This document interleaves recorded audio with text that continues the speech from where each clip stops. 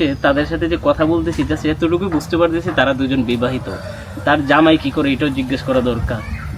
তার 2 বাচ্চা নিয়ে সে এখানে থাকে, এখানে হলো যে তাদের সংসার, সে বাড়ির তরফ মাথা আশ্রাইতেছে। আমরা কিন্তু কিছু আগের আমাদের মুভিতে দেখতাম যে আমাদের জহির রায়হান পরিচালিত একটা মুভি আছে 1000 বছর ধরে, ওইটা যদি আপনারা দেখেন তাহলে দেখতে পারবেন হলো যে মনের সুখে আগেরকার মানুষ কিভাবে জীবনযাপন করত।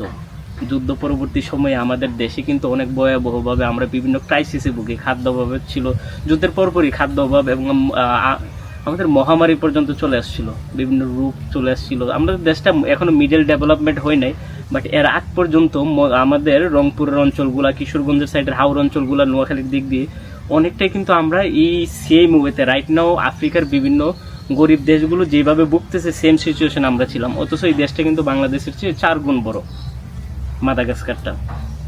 যাই হোক, তাদের পাশে বসছি এখন। So can you tell